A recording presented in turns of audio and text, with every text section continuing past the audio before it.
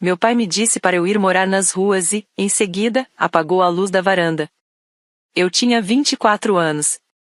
Fiquei parada na escada da casa onde cresci, com uma única bolsa de lona na mão, ouvindo o som da tranca girando atrás de mim enquanto a chuva começava a cair de lado, forte e gelada. Nenhuma filha minha joga o próprio futuro na lama, ele tinha dito antes disso, como se aquilo fosse uma sentença final. Minha mãe observava tudo pela janela, sem intervir. Minha irmã sorria. Todos pareciam absolutamente certos sobre quem eu era, a inútil, o fracasso, a vergonha do nome Fauner. Eles passaram os 10 anos seguintes repetindo essa versão de mim para qualquer pessoa em Hartwell que estivesse disposta a ouvir. Mas o que nenhum deles sabia sobre esses 10 anos é o que realmente aconteceu e o que eu fiz 3 semanas depois de meu pai finalmente me ligar de novo, sem imaginar quem estava chamando de verdade. Eu tinha 24 anos e estava há 3 semanas de ter concluído a pós-graduação, o que, na prática, significava que eu tinha abandonado o curso. Estudava arquitetura, o tipo de diploma respeitável em que meus pais gostariam de exibir na igreja. Mas então o empreiteiro para quem eu havia estagiado me ofereceu uma casa antiga, quase em ruínas, e uma pergunta simples, se eu conseguiria restaurá-la e depois vendê-la. Eu disse sim antes mesmo dele terminar a frase. Na minha cabeça, já via tudo se formando, cômodo por cômodo, como se a casa sussurrasse o que queria se tornar. Para o meu pai, porém, aquilo era apenas jogar fora um futuro promissor por causa de um projeto sem valor. Ele disse isso durante o jantar, largando o garfo, com a voz fria, como quem dá um veredito. Eu tinha um caminho de verdade e agora queria cavar no chão como uma trabalhadora qualquer. Minha mãe apenas concordou em silêncio, como sempre fazia. À minha frente estava Vanessa, minha irmã mais velha, a filha perfeita, com planos para direito e um anel de noivado caro brilhando como se tivesse sido colocado ali para ser admirado. Nem todo mundo nasceu para ter ambição, Adji, ela disse, suave como uma lâmina. Eu não respondi. Já tinha aprendido há muito tempo que discutir com minha família era como empurrar uma porta trancada. O que nenhum deles entendia era que eu não tinha desistido de nada, eu só tinha enxergado algo que eles não conseguiam ver. A verdadeira questão nunca foi se eu iria falhar, mas por que eles faziam tanta questão de acreditar nisso. Em Hartwell, o nome Fauner tinha peso. Meu pai, Gerald, era o homem que havia desenvolvido metade das novas ruas do lado leste da cidade, o centro comercial, o complexo de escritórios, o condomínio fechado com uma fonte que ninguém nunca pediu. Ele era respeitado. Cumprimentado em restaurantes. Alguém que todos conheciam. A casa em que crescemos tinha uma entrada circular para carros e um lustre enorme no hall principal. Minha mãe limpava aquele lustre com um cuidado quase obsessivo, como se o menor erro pudesse quebrá-lo ou quebrar a imagem que ela passava para os outros. Carol Fauner passou 30 anos construindo a aparência de uma mulher que casou bem, e defendia essa imagem como se fosse o único cômodo seguro dentro de um incêndio. Meus pais davam jantares onde o vinho era caro e cada conversa parecia ensaiada, como se todos estivessem representando um papel. Naquele verão houve uma festa pelo noivado da Vanessa, com o quintal todo iluminado, banda ao vivo, tenda montada como se fosse um evento oficial da cidade. Eu estava perto do bar quando o telefone da casa tocou e meu pai se afastou para atender. Não dava para ouvir o que diziam, mas dava para sentir o tom. Não era uma ligação de parabéns. A mandíbula dele travou, os nós dos dedos ficaram brancos apertando o aparelho, e então ele riu alto demais e respondeu, resolvemos isso na segunda, sem problema nenhum. Desligou, ajeitou o sorriso no rosto e voltou para a festa como se nada tivesse acontecido. Eu fui a única que percebeu. Na época, aos 24 anos, eu só guardei aquilo como algo que não dizia respeito a mim. Eu não fazia ideia de que tinha acabado de presenciar a primeira rachadura numa estrutura que já estava apodrecendo em silêncio há anos. A noite em que me expulsaram veio 2 semanas depois. Eu tinha assinado os papéis da casa vitoriana. Usei uma pequena herança que minha avó tinha me deixado e um empréstimo que consegui num banco local depois de muita insistência. Contei aos meus pais porque, de forma ingênua, achei que talvez eles fossem, pela primeira vez, sentir orgulho. Meu pai levantou da cadeira tão rápido que a madeira arranhou o chão. Você fez dívida usando o quê? O nosso nome? Ele disse que o nome Fauner não vivia de migalhas. Disse que eu estava transformando a família em piada. E então veio a frase que eu carregaria por 10 anos, se eu queria viver como se não tivesse nada, então que fosse viver na rua. Eu esperei minha mãe falar. Ela sempre sabia como suavizar as coisas, como segurar a raiva dele antes que explodisse de vez. Ela abriu a boca, chegou até a estender a mão em direção ao aparador do corredor, onde depois eu descobri que ela tinha escondido um envelope com dinheiro, uma tentativa silenciosa de ajuda. Meu pai percebeu o movimento e disse o nome dela num tom seco, e ela parou na hora. O envelope ficou onde estava. Eu arrumei uma única bolsa. A chuva já tinha começado. Saí para a varanda e, atrás de mim, ouvi a tranca sendo girada. Depois, a luz da entrada se apagou. Fiquei ali no escuro molhado da única casa que eu já tinha chamado de lar, trancada do lado de fora. Eu não chorei. Não estou dizendo isso para parecer forte, mas porque, naquele momento, alguma coisa dentro de mim já tinha ficado estranhamente silenciosa. Como uma casa prestes a ser reformada, onde tudo fica quieto antes de arrancar o que está podre. A Vanessa me seguiu até o portão. Por um segundo idiota, eu pensei que ela tinha vindo me impedir de ir embora. Mas ela só cruzou os braços contra o frio e disse, não faz cena no casamento. A mãe já está estressada. Eu disse a ela que eu não tinha sido convidada para fazer cena em lugar nenhum. Foi aí que ela soltou a frase que ia reverberar na minha cabeça por uma década inteira, você não é uma Fauner de verdade. Fauners de verdade não ficam cavando na terra. Ela falou como se estivesse comentando o clima, sem peso nenhum. Depois virou e voltou para dentro da festa. Mas o que ela não sabia e eu vi foi o que aconteceu antes disso. Ela parou no primeiro degrau da escada e olhou para aquela casa enorme, iluminada, com uma expressão que não tinha nada de vitória. Era medo. Os ombros dela estavam rígidos, levantados demais, como se ela estivesse se segurando para não cair. Ela olhou de relance para as janelas acesas como alguém checando se o chão ainda existe sob os próprios pés. Naquele momento, eu não entendi. Eu estava ocupada demais sendo descartada para perceber que minha irmã perfeita estava, na verdade, agarrada à própria posição com força demais, até os nós dos dedos ficarem brancos. Só depois eu enxergaria aquilo com clareza. A Vanessa não era cruel porque era forte. Ela era cruel porque tinha pavor de parar no mesmo lugar onde eu estava naquele instante. Ela tinha se casado com o sobrenome Puig, com o estilo de vida Puig, e ainda não fazia ideia de como aquele piso era fino sob tudo aquilo. Eu entrei no carro e dirigi 2 horas sob chuva até uma cidade chamada Calderon, onde eu conhecia exatamente uma pessoa e tinha exatamente uma casa vitoriana em ruínas. E comecei. Nos primeiros 8 meses, eu dormi na oficina atrás da casa, num colchão simples com um aquecedor velho e uma colcha da minha avó. Aprendi a fazer o trabalho com as próprias mãos, porque eu queria saber quando alguém estava tentando me enganar. Levantei paredes, lixei madeira, aprendi a calcular custo de material até começar a sonhar em pés de tábua. Aquela primeira casa vitoriana foi vendida por quase o dobro do que eu paguei, e o banco passou a me olhar de outro jeito depois disso. Usei o lucro para comprar mais 2 casas, depois 4. Mas o que realmente mudou tudo não foi um imóvel. Foi uma mulher chamada Ruth. Ela me contratou para tornar a casa do marido falecido habitável de novo, para que pudesse continuar morando ali em vez de ir para um lugar institucional que ela não queria e nem podia pagar. Ruth tinha 81 anos, era afiada como lâmina, e me lembrava tanto minha avó que eu quase chorei na cozinha dela. Enquanto eu alargava portas e adaptava bancadas, Ruth falava dos amigos dela. Todos presos na mesma equação impossível, casas grandes demais, dinheiro de menos e nenhum lugar digno para ir. Foi naquela noite que a ideia realmente apareceu. Não era só reformar casas. Era construir lugares onde pessoas como Ruth, como minha avó, pudessem viver com dignidade sem serem esmagadas financeiramente por isso.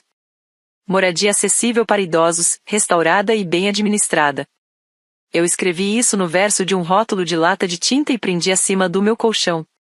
Naquele momento eu ainda não sabia que a empresa que nasceria daquela ideia um dia valeria mais do que tudo que meu pai já tinha desenvolvido. Eu só sabia, parada naquela cozinha, que finalmente tinha encontrado algo pelo qual valia a pena cavar na terra. A única pessoa da minha família que me procurou naquele primeiro ano foi minha avó, Moran. Mãe da minha mãe, 84 anos na época, com uma voz que parecia mistura de pedra britada e oração antiga. Ela ligava todo domingo. Nunca, em nenhum momento, me pediu para voltar para casa. Nunca falou em pedir desculpas ao meu pai. Ela só queria saber o que eu estava construindo. Quando eu contei sobre a Ruth, sobre a ideia que tinha começado a nascer dali, ela ficou em silêncio por um bom tempo. Depois disse: constrói algo que mantenha as pessoas aquecidas, a Didi. Esse é o único tipo de riqueza que dura.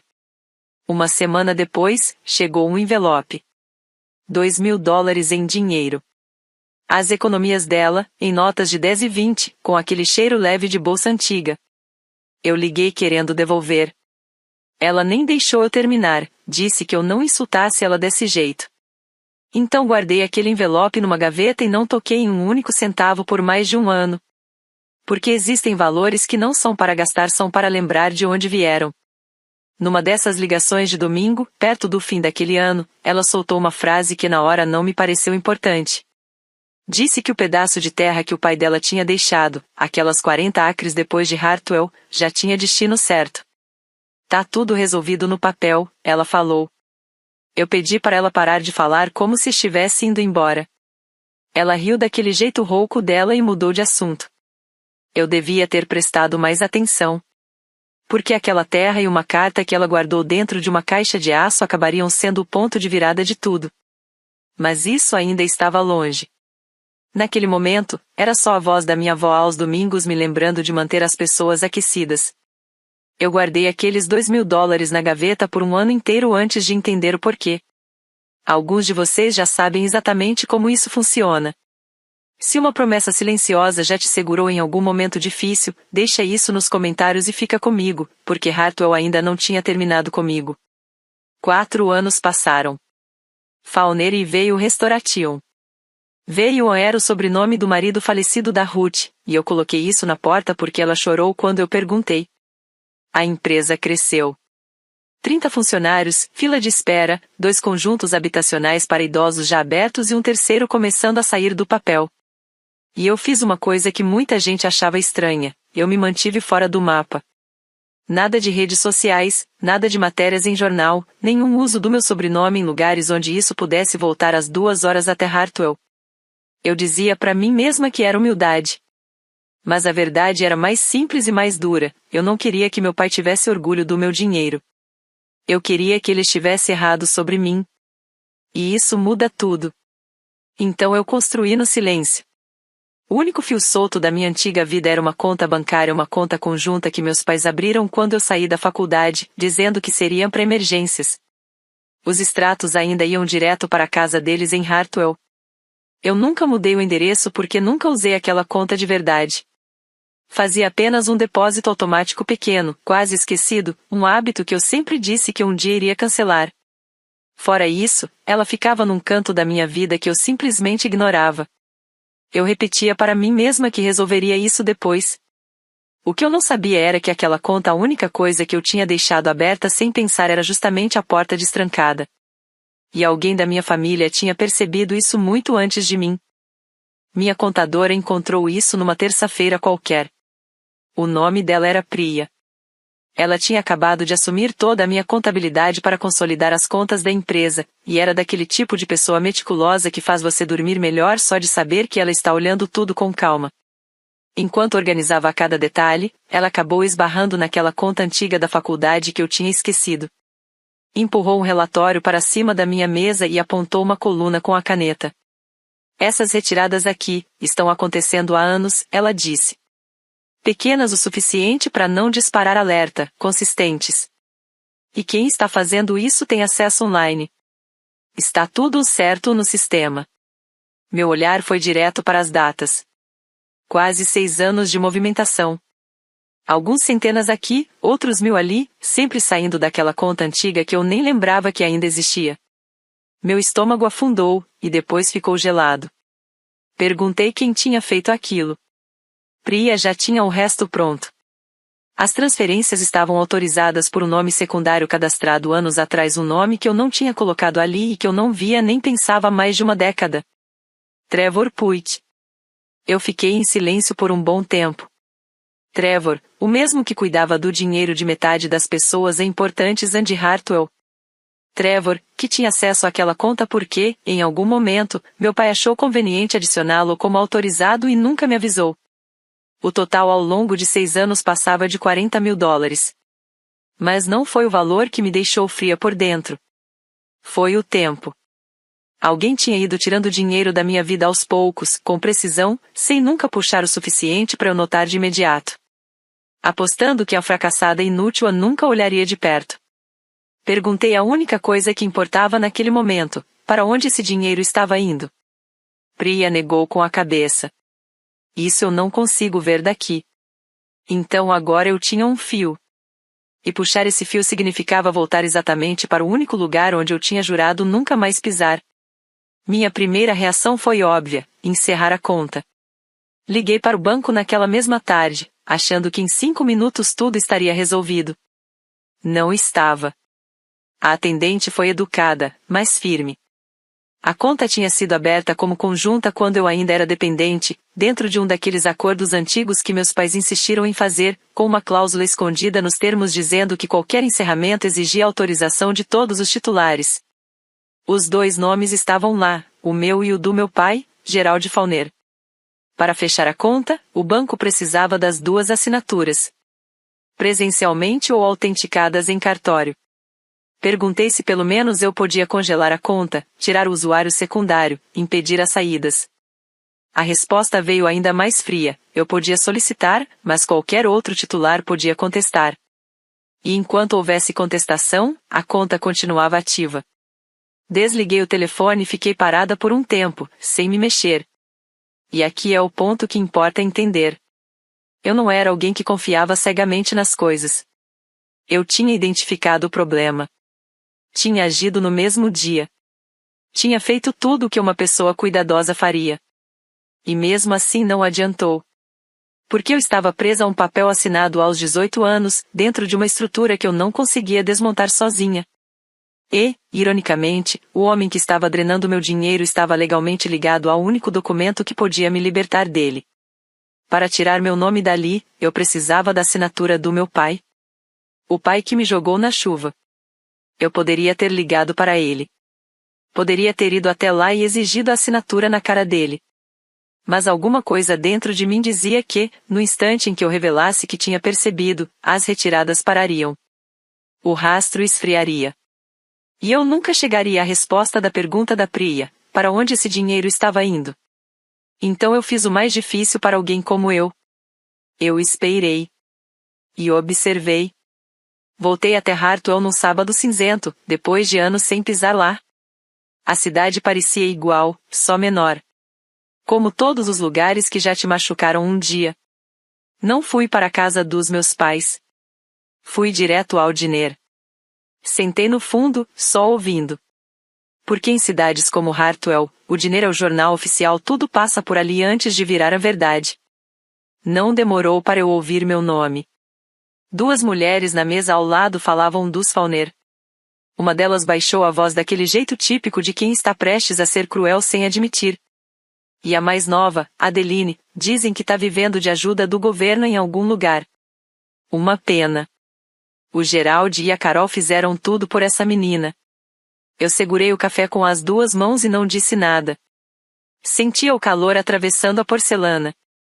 Então era essa a história que tinham escolhido contar. Não que eu fui embora. Mas que eu falhei. Que eu virei um peso. Um exemplo do que não fazer.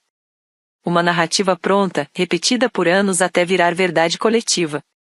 Eles passaram uma década construindo uma versão de mim feita de distorções, e a cidade inteira entrou nela como se fosse real. Na saída, eu vi os outdoors. Era impossível não ver. Fauner Gran Vista. O luxo chega a Hartwell. O rosto do meu pai estava ali, retocado, 10 anos mais jovem, sorrindo acima de um desenho arquitetônico de torres de vidro que simplesmente não combinavam com aquela cidade. Um empreendimento grandioso. O maior da vida dele. Fiquei parada na calçada olhando aquele sorriso enorme estampado no painel, e uma pergunta silenciosa começou a se formar na minha cabeça. De onde um homem numa cidade desse tamanho tira dinheiro para construir algo daquele porte? E, no fundo, eu já sentia que sabia a resposta. Ela veio de um antigo empreiteiro chamado S., que tinha trabalhado em obras do meu pai por mais de 20 anos e acabou sendo deixado sem pagamento no último projeto. Encontrei ele por acaso numa loja de materiais de construção e paguei um café. E quando alguém como ele começa a falar, não para mais. O Gran Vista, ele disse, estava em apuros. Em apuros sérios.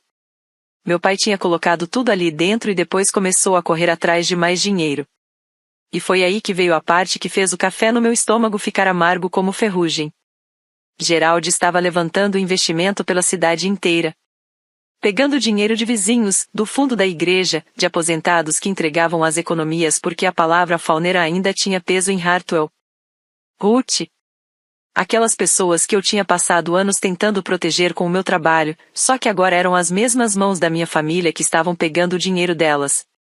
Tá sangrando, o empreiteiro disse. Ele tá tirando de um lado para cobrir o outro. E já tá ficando sem lado para tirar. Foi aí que tudo encaixou. Frio. Completo. Inevitável. As retiradas da minha conta não eram ganância solta. Eram remendos. $40.000 puxados aos poucos, em silêncio, só para tapar buracos de um projeto que estava afundando. O meu dinheiro, retirado sem uma única palavra, estava ajudando a manter a mentira do meu pai de pé enquanto ele seguia dizendo para a cidade inteira que eu era o fracasso da família. Naquela noite, eu voltei para Calderon, minha casa de verdade 2 horas ao norte, dirigindo com as 2 mãos firmes no volante o caminho inteiro. Eu não estava exatamente com raiva. Raiva é rápida, quente, impulsiva. O que eu senti era outra coisa. Mais lenta. Mais útil. Eu tinha passado 10 anos construindo coisas. E, pela primeira vez, comecei a pensar no que eu poderia construir que fosse capaz de derrubar tudo que estava podre. 2 dias depois, um advogado me ligou. Não o meu. Um homem chamado Olis, que disse ter cuidado dos assuntos da minha avó e que havia instruções deixadas por ela para que uma caixa lacrada fosse entregue somente a mim, 2 anos após a morte dela. Não é dinheiro, ele explicou. São documentos. Ela organizou isso muito antes de falecer. O momento da entrega foi escolha dela. Fui até o escritório dele sem saber o que esperar. Ele me entregou uma caixa de metal, gasta nas bordas, com uma etiqueta amarrada na alça. A caligrafia da minha avó. Dentro havia 2 coisas. Uma carta. E um documento dobrado. Quando abri, meu fôlego travou. Era uma escritura. Anos atrás, minha avó tinha transferido oficialmente para o meu nome aquelas 40 acres depois de Hartwell, registrando tudo no cartório do condado em silêncio absoluto. A terra já era legalmente minha havia anos. Muito antes daquela manhã no escritório do Olis. As mesmas 40 acres que meu pai sempre tratou como se fossem parte do Império Fauner. A carta explicava o resto com aquela voz dela, mistura de pedra e fé. Ela dizia que tinha observado Gerald pegar empréstimos em cima de coisas que não eram dele, confundir confiança com estrutura. Escrevia que tinha tirado a terra do antigo fundo familiar e colocado só no meu nome, sem contar a ninguém, porque, segundo ela, você é a única que constrói em vez de viver de promessa. A caixa e o peso dela nunca tinham sido sobre quando eu descobriria aquilo, mas sobre o momento exato em que isso viria à tona. E então veio a frase que eu nunca esqueci, aquela que eu guardo até hoje dobrada na carteira. A terra nunca foi dele para usar como garantia. Sua avó cuidou disso por escrito, com seu nome na tinta. Fiquei ali naquele escritório segurando papéis com mais de 60 anos de história, e a forma como eu enxergava tudo simplesmente se reorganizou. Se o Gran Vista estava tão afundado quanto se dizia, meu pai provavelmente tinha dado como garantia tudo o que conseguiu alcançar. Inclusive disso eu quase não tive dúvida, aquelas 40 acres. As mesmas que ele acreditava serem dele. As mesmas que, pela lei, eram minhas. Uma versão menos controlada de mim teria ido direto para Hartwell naquela noite e acabado com tudo com uma única ligação. Eu não fiz isso. Em vez disso, liguei para meus advogados. Os bons. E pedi que me explicassem exatamente como um projeto como o Gran Vista morre. Eles me guiaram passo a passo. Quando um empreendimento como o do meu pai chega no limite, o banco que segurou o empréstimo principal não simplesmente perdoa a dívida. Ele quer sair. Então empacota o crédito e vende tudo para quem estiver disposto a assumir o risco de cobrança. Eles chamam isso de dívida em sofrimento. E quem compra essa dívida, entra exatamente no lugar do banco. Eles seguram o título da dívida. Seguram as garantias. Em termos simples, seguram o projeto inteiro de um homem na palma da mão. Eu fiz a pergunta devagar, só para ter certeza de que estava entendendo. Então, se eu comprasse essa dívida de forma legal, numa venda comum, eu passaria a ter a alavanca do meu pai contra ele mesmo? Meu advogado não hesitou. Na prática, sim. Você passaria a controlar o destino do projeto dele e tudo o que foi dado como garantia. Inclusive aquelas 40 acres que ele colocou na mesa sem ter direito. Inclusive a história inteira. Eu senti alguma coisa assentar no meu peito. Silenciosa. Definitiva. Eu não ia gritar com meu pai. Gritar era a linguagem dele, eu tinha crescido ouvindo aquilo. Eu ia fazer o oposto. Eu ia esperar. Esperar o Gran Vista chegar no limite. E então, com meu nome em cada documento certo, eu ia decidir o que acontecia depois. Não como a filha inútil tentando entrar de volta. Mas como a única pessoa na sala que realmente tinha as chaves. Eu poderia ter ligado para ele naquela noite e acabado com tudo em uma frase. Não fiz. Porque algumas portas não se arrombam. Você espera até ter a chave legalmente, com seu nome no papel. Se você já escolheu silêncio em vez de explosão, você entende exatamente o que veio depois. Eu montei uma estrutura de aquisição discreta, uma holding pequena, 2 camadas afastada do meu nome, e coloquei minha equipe para observar o empréstimo do Gran Vista como falcões esperando o momento de queda. E ele caiu mais rápido do que eu esperava. Em poucas semanas, o banco começou o processo para se desfazer da dívida. Mas antes que eu conseguisse fechar, descobri que não era a única circulando.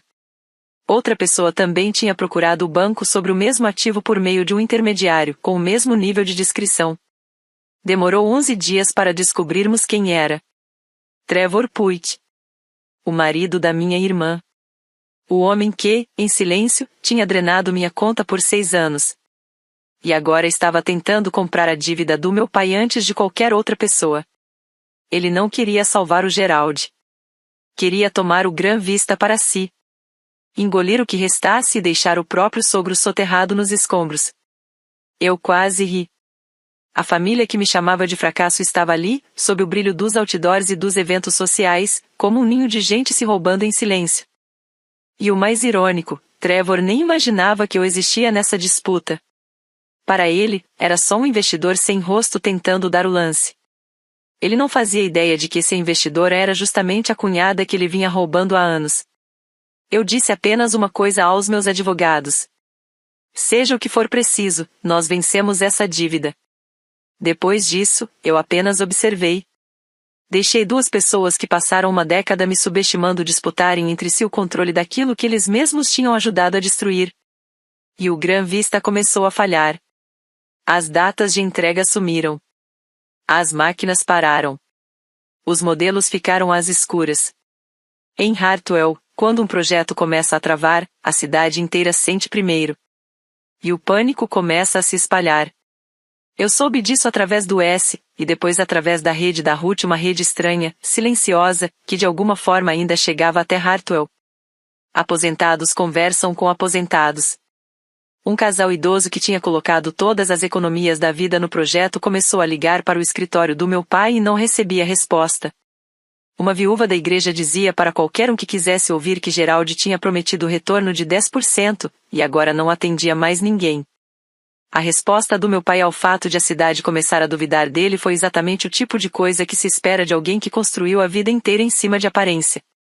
Ele organizou um evento. Uma festa de arrecadação, como chamou. Uma Save Gran Vista Gala, no salão comunitário de Hartwell, onde ele iria acalmar os investidores, garantir que tudo estava sob controle, dizer que um parceiro importante estava prestes a entrar para salvar o projeto e que ninguém precisava se preocupar com o dinheiro. Convites dourados foram enviados para a cidade inteira. E, claro, a Vanessa estava ajudando a organizar tudo. Sorrindo para as câmeras, ocupando perfeitamente o papel de filha ideal, sustentando a imagem da família perfeita. Eu quase conseguia imaginar ela repetindo a frase que sempre pareceu guia da vida dela: Fauners de verdade cuidam dos seus. Eu li sobre a gala no aviso online e senti as peças se encaixarem com uma clareza incômoda. Meu pai ia ficar diante de toda a cidade prometendo que um salvador misterioso estava chegando para resgatar o Gran Vista. E ele estava certo. Só não fazia ideia de quem era esse salvador. A venda foi concluída numa quinta-feira de manhã. Eu estava no escritório em Calderon quando meu advogado ligou dizendo que estava feito. Nós tínhamos vencido a disputa pelo título da dívida do Gran Vista, superando o lance do corretor de Trevor por uma margem que nem era realmente disputa, porque ele estava jogando com dinheiro desviado em silêncio, enquanto eu estava trabalhando com capital construído de verdade. Dívida estressada nunca é vendida pelo valor nominal. O banco queria sair do problema rápido demais, então aceitou vender por uma fração do valor original. E 10 anos comandando uma empresa de 15 milhões me deixaram com reservas e créditos suficientes para absorver aquilo sem perder o sono. Agora, minha holding era dona do maior empréstimo do meu pai, e de tudo que ele tinha colocado como garantia. Tudo. Quando abri o dossiê de colaterais, a linha estava lá, em preto e branco, como se sempre tivesse esperado por mim. 40 acres além de Hartwell dados como garantia por Gerald Fauner. As mesmas 40 acres. As mesmas que, segundo um registro feito pela minha avó, já eram minhas havia anos. Meu pai tinha tomado empréstimos de milhões usando uma terra que não era dele. Tratou aquilo como a terra da família Fauner do jeito que sempre tratou tudo, como se o nome dele fosse suficiente para tornar qualquer coisa dele por direito. E o trabalho de avaliação do banco, feito às pressas num refinanciamento antigo, simplesmente confiou nos registros do antigo fundo familiar sem perceber a transferência silenciosa feita pela minha avó. Não era fraude complicada de provar em tribunal. Era mais simples que isso. Uma escritura registrada vence qualquer avaliação mal feita. A garantia era nula. O que ele tinha prometido ao banco não existia. O empréstimo que agora estava no meu nome tinha sido construído em cima de uma base que nunca esteve lá. E eu tinha sabido disso o tempo inteiro. Fiquei ali, segurando os documentos de fechamento, e a memória veio inteira, sem pedir licença. A luz da varanda apagando. A tranca girando. 10 anos sendo chamada de fracasso da família enquanto, em silêncio, eles iam desmontando tudo que conseguiam alcançar, incluindo eu, incluindo os vizinhos, incluindo qualquer pessoa próxima o suficiente para confiar no sobrenome Fauner. Eu tinha o título da dívida. Eu tinha a escritura. Eu tinha a verdade inteira na minha mão. A única coisa que faltava decidir era onde colocar tudo isso em movimento. E eu já sabia exatamente onde. Em 3 dias, a cidade inteira estaria reunida no mesmo salão, esperando meu pai apresentar o tal a Salvador misterioso do Gran Vista. Comprei um vestido escuro, simples, sem chamar atenção, e pedi para o meu advogado imprimir 3 cópias de cada documento. 2 dias antes da gala, meu celular tocou com um número que eu não via há 10 anos. Vanessa. Deixei tocar 2 vezes antes de atender. Ela não pediu desculpas. Não perguntou como eu estava. Minha irmã perfeita, depois de uma década inteira de silêncio, ligou como se fosse só mais uma conversa qualquer, para pedir dinheiro. Eu sei que as coisas ficaram meio estranhas entre a gente, ela disse num tom leve, quase casual, como se estivéssemos falando de um almoço perdido. Mas família ajuda família. Eu e o Trevor estamos passando por uma fase complicada, fluxo de caixa. Pensei que você talvez tivesse alguma coisa guardada aí dos seus projetos. A forma como ela falou em projetos andava para sentir o desprezo escondido. Era quase automático. Perguntei com calma que tipo de fase complicada era aquela. E foi aí que Vanessa, sem perceber, começou a falar demais. Ela reclamou do Trevor. Disse que ele vinha movimentando dinheiro da família há anos para manter tudo funcionando. Que ela achava que aquilo era normal, que era algum tipo de conta do pai, poupança, essas coisas. Ela falou como se fosse relevante. Como se aqueles $40.000 drenados da minha vida fossem só troco perdido numa gaveta qualquer da família. Então, para Vanessa, o dinheiro que o Trevor roubava de mim era simplesmente dinheiro da família. Dinheiro que ela estava usando sem nunca ter feito uma única pergunta sobre a origem. Jantares, roupas, estilo de vida, aparência, tudo sustentado por algo que ela nunca se deu ao trabalho de entender. Por um segundo, eu quase senti pena dela. Quase. Ela era só alguém que recebeu um roteiro pronto desde o nascimento e só agora estava descobrindo que o palco não tinha fundo de verdade. Eu disse que ia pensar no empréstimo. Não tinha a menor intenção de dar um centavo. Mas deixei ela acreditar que sim. Porque em 2 dias ela estaria naquele salão. E eu queria a família inteira dentro da mesma sala quando tudo começasse a desmoronar. Na noite anterior à gala, minha mãe ligou. E isso, sim, me pegou desprevenida. Carol Fauner não era o tipo de pessoa que fazia ligações que pudessem virar conversa de verdade. Mas a voz dela, quando atendi, não tinha nada da hostes controlada com quem eu cresci. Era fina. Irregular. Velha. Eu não sei por que estou ligando, ela disse. E então, devagar, começou a falar sobre a noite em que me colocaram para fora de casa. Ela contou que tinha um envelope com o próprio dinheiro na mesa do corredor. Que tinha pensado em me entregar aquilo na porta. Que chegou a estender a mão. Seu pai falou meu nome, ela disse. Só meu nome, e eu parei. Fiquei em silêncio. Por 10 anos eu tinha pensado naquele envelope. Em como ele nunca tinha chegado até mim. Agora ele estava ali, naquela conversa tardia, como se pudesse mudar alguma coisa. Eu esperei. Aprendi a esperar. Achei, por um instante ingênuo, que talvez aquilo fosse o começo de um pedido de desculpas. Uma rachadura real na parede. Mas minha mãe sempre foi minha mãe. Depois do silêncio, ela respirou fundo e voltou ao tom de sempre, o tom de anfitriã que entende tudo, explica tudo, justifica tudo. Seu pai fez o que achou certo, ela disse. Ele sempre faz. Você precisa entender a posição em que ele estava. E ali estava. Mesmo agora, mesmo depois de deixar a verdade escapar pela primeira vez, ela ainda não conseguia dizer que ele estava errado. Tinha passado a vida inteira sustentando a imagem dele. E não conseguia parar. Nem por mim. Nem no escuro, naquela ligação. Eu disse que agradecia pela ligação. E eu realmente agradeci. Custou alguma coisa para ela me ligar. Mas eu também preciso ser honesta sobre o que isso não fez. Não mudou absolutamente nada do que eu ia fazer no dia seguinte. Tem gente que te entrega a verdade e continua parada do lado errado dela. Minha mãe era uma dessas pessoas. E eu quero te contar o que eu decidi naquela última noite, porque é a parte de que eu mais me orgulho e a parte que quase ninguém espera. Eu não ia a Hartwell para destruir meu pai. Eu poderia. Eu tinha tudo, a dívida, a terra, a prova, o controle. Eu podia ligar o empréstimo, derrubar o Gran Vista, deixar tudo ruir com o dinheiro das pessoas lá dentro e simplesmente sair enquanto o nome Fauner pegava fogo. Isso seria vingança. Mas também significaria que as mesmas pessoas que eu passei anos tentando proteger os aposentados, a viúva da igreja, gente como a Ruth iam perder tudo junto. E essas eram exatamente as pessoas que eu tinha passado uma década aprendendo a defender. Então eu fiz outro plano. Preparei 2 coisas para aquele salão. A primeira era um único arquivo. A escritura, a dívida, os registros.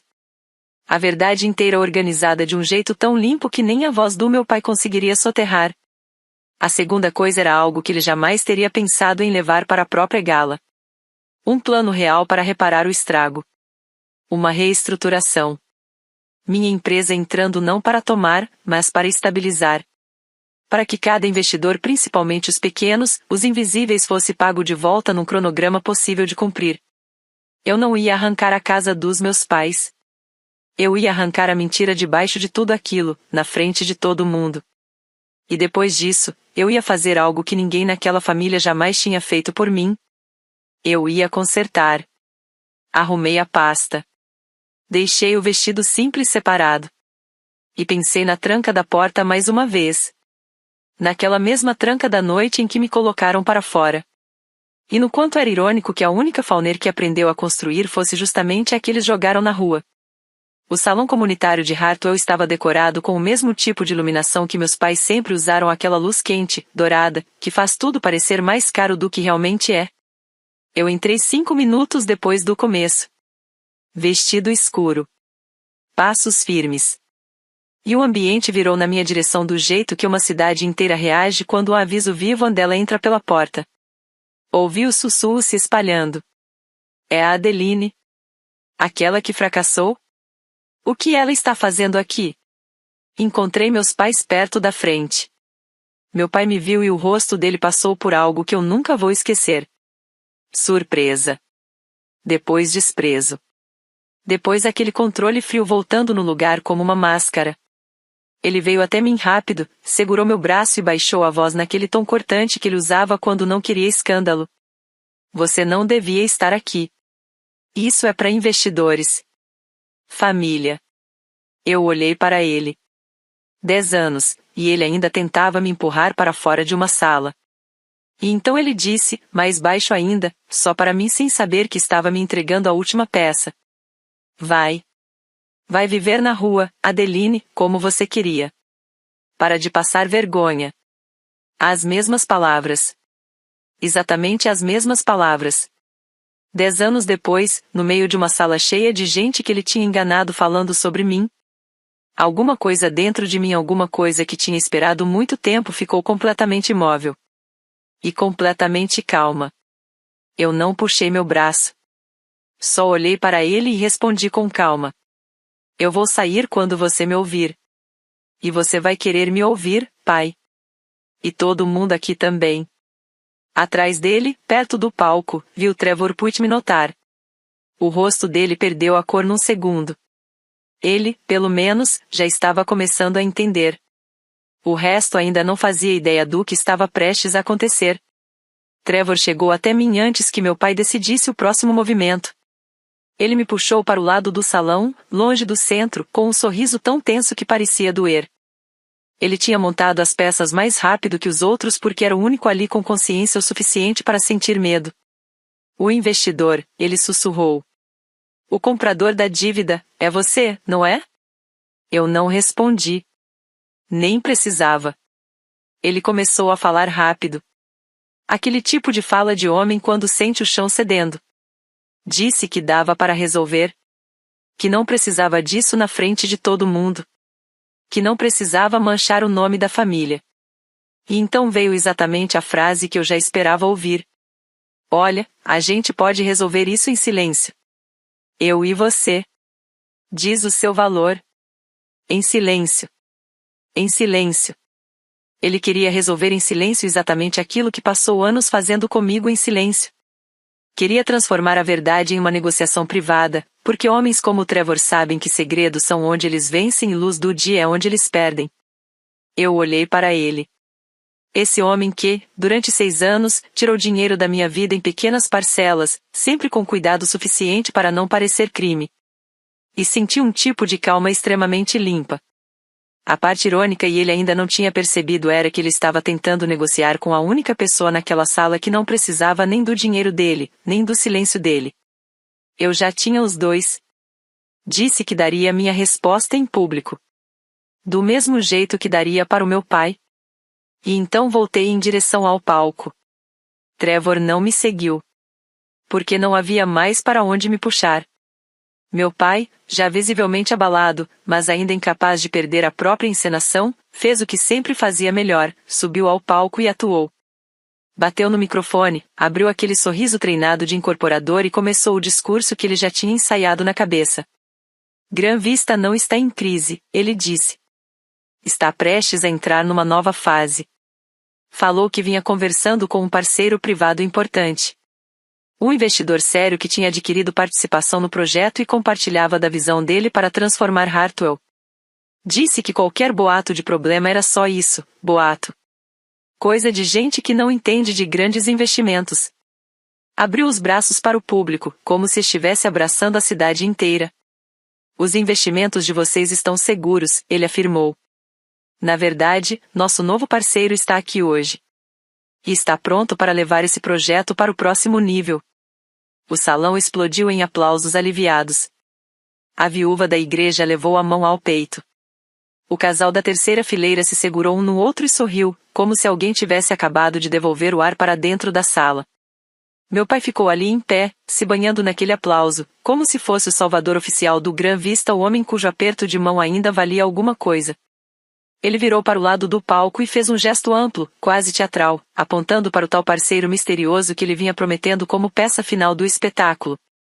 A expectativa no salão era quase infantil. Todo mundo olhou na mesma direção, esperando um homem de terno caro, alguém de fora, um investidor anônimo vindo a resolver tudo. E o mais irônico de tudo era que, naquele segundo, cada pessoa ali estava prestes a descobrir algo que só eu já sabia. Não existia investidor nenhum de fora. O novo parceiro. A pessoa que tinha comprado a dívida. A pessoa que segurava o Gran Vista na palma da mão. Era a filha que ele passou 10 anos chamando de fracasso. Eu me levantei. Os aplausos ainda estavam acontecendo quando eu comecei a andar em direção à frente do salão. E eles foram morrendo aos poucos, em pedaços, conforme as pessoas percebiam que eu não estava indo para uma cadeira. Eu estava indo para o palco. Subi os degraus. Em direção ao microfone que meu pai ainda segurava. Ele me viu e travou. Adeline, senta, ele disse, já com a máscara rachando. Isso não tem nada a ver com você. Eu tirei o microfone da mão dele com calma. Sem puxar. Sem força. Só peguei. E ele ficou tão surpreso que deixou. Virei para o salão. Para aquelas mesmas pessoas que tinham me visto crescer ali dentro. As mesmas que passaram 10 anos ouvindo que eu era um erro, um aviso, um exemplo do que não fazer. Meu nome é Adeline Fauner, eu disse. A maioria de vocês ouviu que eu fracassei. Eu quero me apresentar direito. Minha voz saiu baixa, estável. Do tipo que não precisa competir com o ambiente.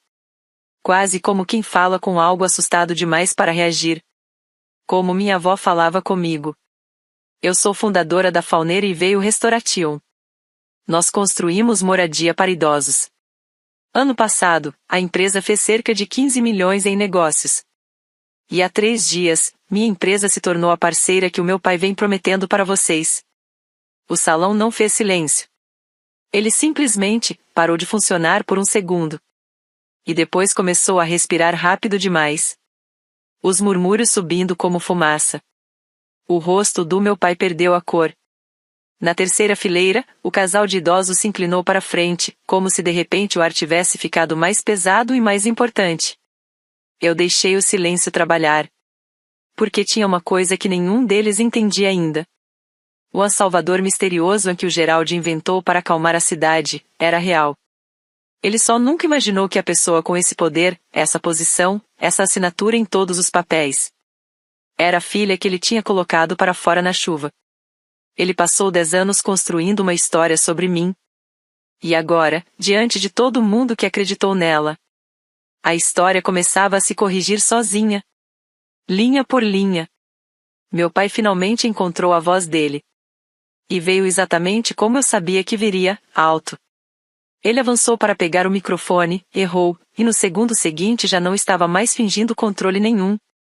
Você acha que pode entrar aqui e me humilhar depois de tudo que essa família fez por você? Sua ingrata, manipuladora. Ele gritava agora. A saliva voando.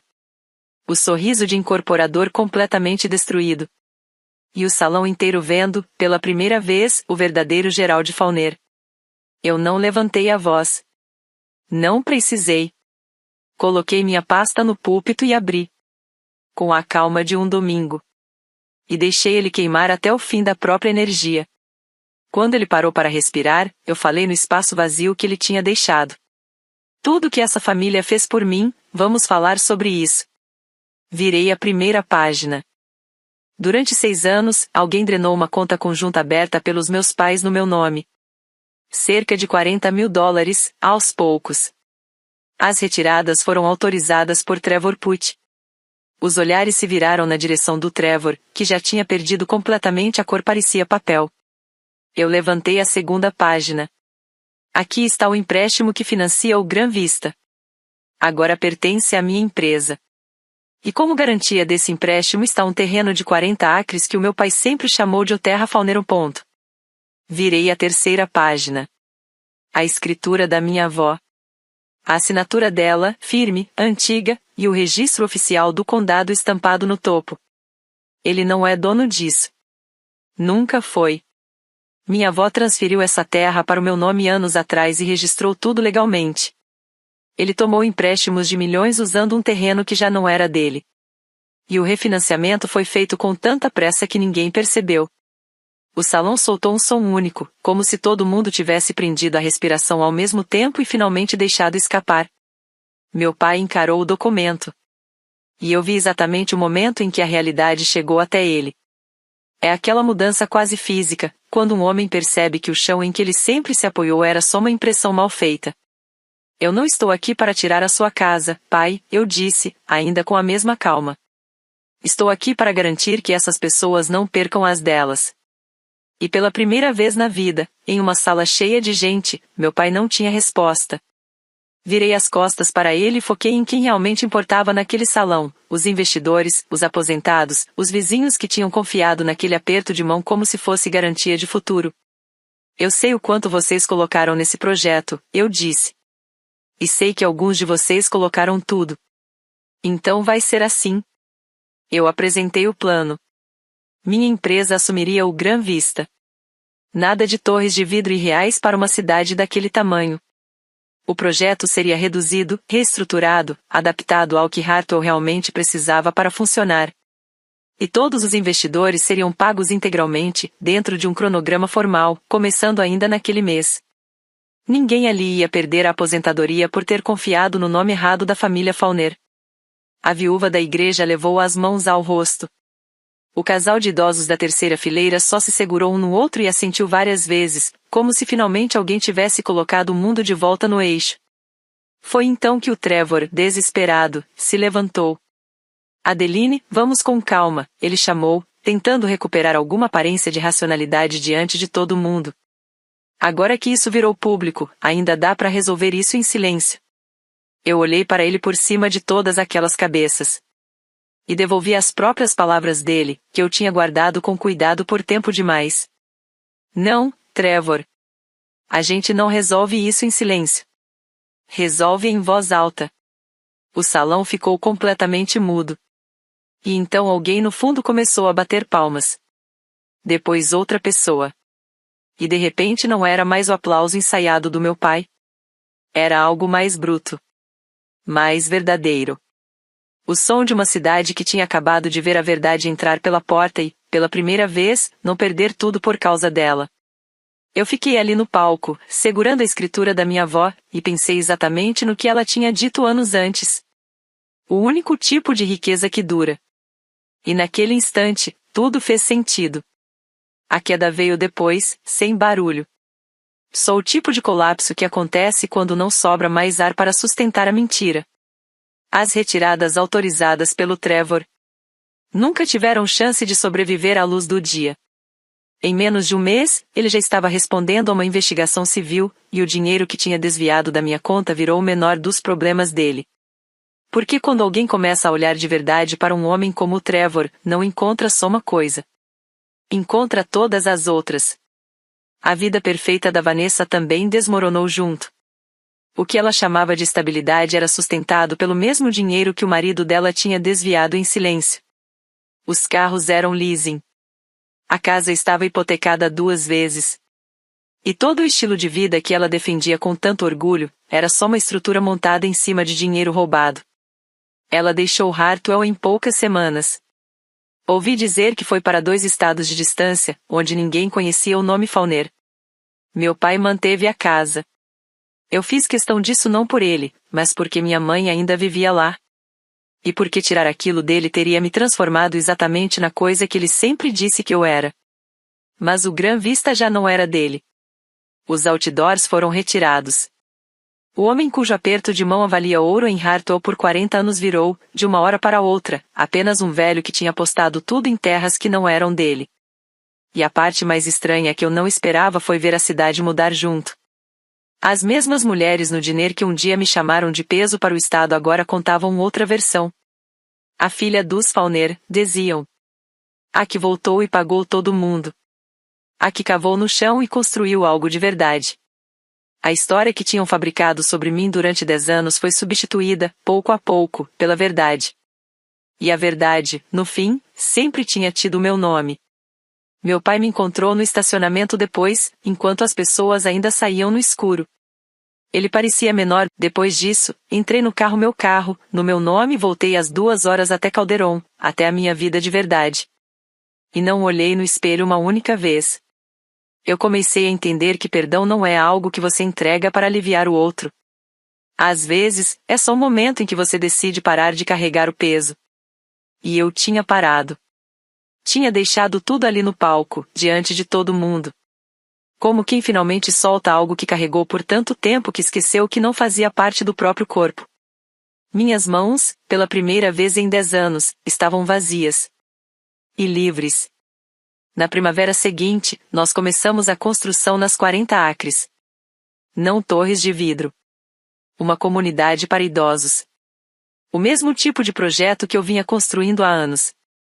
O tipo de lugar onde pessoas como a Ruth e os amigos dela finalmente poderiam viver com dignidade.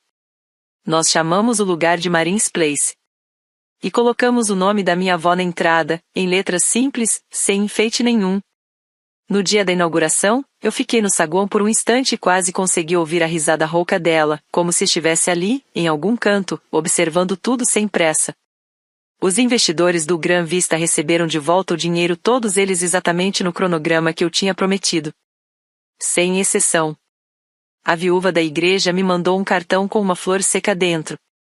O casal de idosos da terceira fileira acabou sendo um dos primeiros a se mudar para o Marines Place, e o marido ainda aperta minha mão toda vez que me vê, como se não conseguisse acreditar que alguém realmente cumpriu o que disse. Minha mãe me escreveu uma carta naquele verão. Uma carta de verdade, escrita à mão. Não era um pedido de desculpas, a Carol Fauner nunca teve isso dentro dela. Mas era honesta do jeito dela. E perguntava, com cuidado, se um dia eu aceitaria tomar um café com ela. Eu ainda não aceitei. Mas também não joguei a carta fora. Ela continua guardada na caixa de aço, junto da escritura da minha avó. Tem portas que a gente não tranca, nem atravessa. Só deixa ali, no lugar que elas ocupam, e aprende a conviver com o que significam. Quanto a Vanessa e ao Trevor, eu não tenho notícias deles. E, sinceramente, fiz as pazes com isso. Eles construíram a vida em cima de aparências e dinheiro desaparecido. Quando os dois acabaram, não sobrou nada embaixo. Eu construí a minha em cima de madeira podre, de um rótulo de lata de tinta e de uma promessa simples: manter pessoas aquecidas. Uma dessas fundações aguenta o peso. A outra sempre foi só pintura sobre tela. E isso é o que eu aprendi depois de tudo. Valor não é algo que a família te entrega numa mesa de jantar. E também não é algo que ela consegue arrancar de você só porque apagou a luz da varanda. Você constrói isso em silêncio. Tábua por tábua. Ano por ano. Até o dia em que quem te trancou do lado de fora é quem está batendo na sua porta. E é aqui que eu deixo a Digi. Chaves no bolso. Luz da varanda acesa dessa vez, por escolha dela. Uma porta trancada aos 24. Uma escritura assinada aos 34. E $2.000 da minha avó que começaram tudo. Se alguém na sua família já foi subestimado em silêncio, talvez seja a hora de mostrar essa história para ela hoje.